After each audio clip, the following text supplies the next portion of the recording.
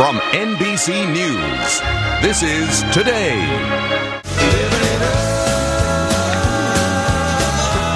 Back now at 8:36 with our special series 50, Living It, Loving It. This morning, the definition of friendship later in life. We've got Leslie Jane Seymore. She's the editor-in-chief of More magazine.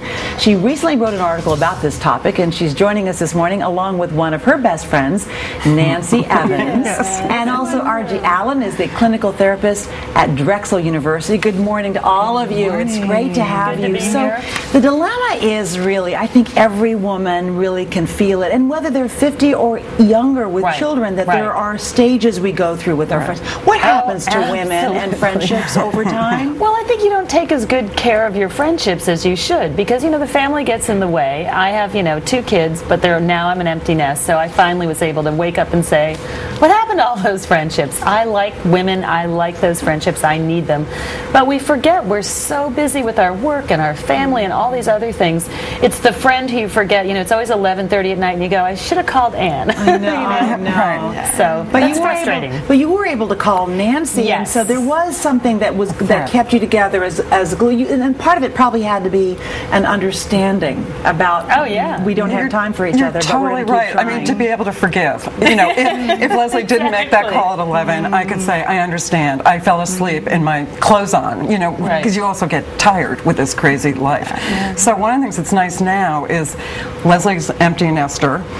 My daughter just graduated from college, and it gives you just a little more leeway to see each other again and to be girlfriends, almost like you haven't been since your 20s, which is sort of nice. Well, one of the things that's helped me, RG, is that if the friend who understands when I haven't talked to her for 4 weeks, and who can pick up that conversation as if we had not lost that time. I mean, those are the people we really want to hang on to. How do we do that? Like Nancy's saying, be forgiving and understand that your relationship is going to take twists and turns.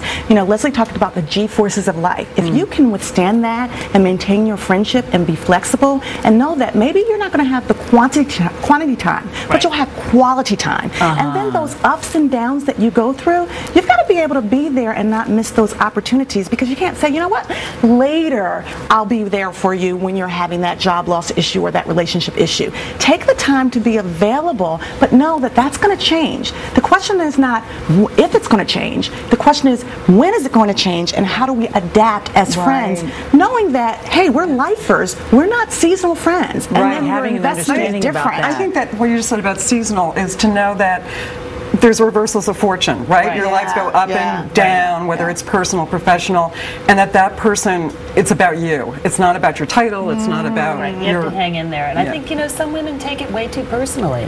Or they, or you find out it was a business arrangement and they just sort of disappear when you lose your title and move on to something else. They really aren't interested anymore, which is sad. Or things, as you get a little bit older, things happen, you get divorced.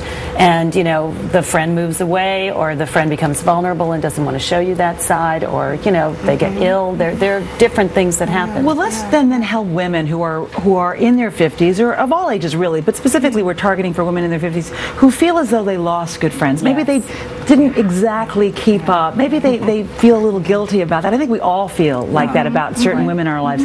What's the best advice to, first of all, going back and retrieving, finding that person it was a delicious friend to you, and you just wish you could have her back in your life? What would you do? I mean, I think you really just pick up the phone or get on your Facebook and email that person and see what happens. I've had a lot of good friends come back into my life who now have time that I may not have had time for. They didn't have time for me either.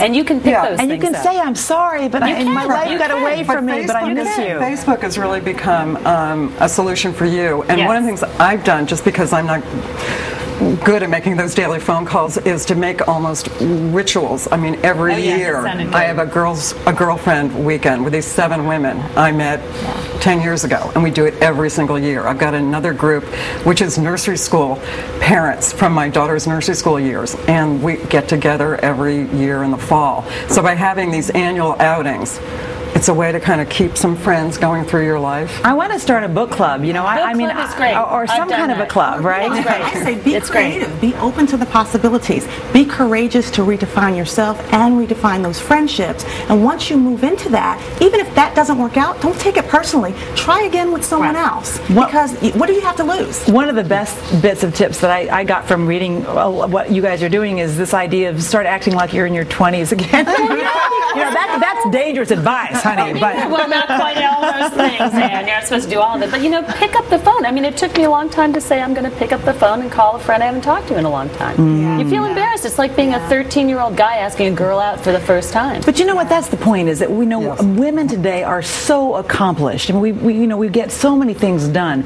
If we can just sort of be deliberate about retrieving and making and being open to new friends, we'll be happier. And actually, studies show that we'll actually live longer because we have friends. Yes, Which would be a good thing. I know, we all want that. Leslie Jane Seymore, Nancy Evans, and Artie Allen, thank you so much, all three of you. Great advice this morning. And coming up next, fun building project.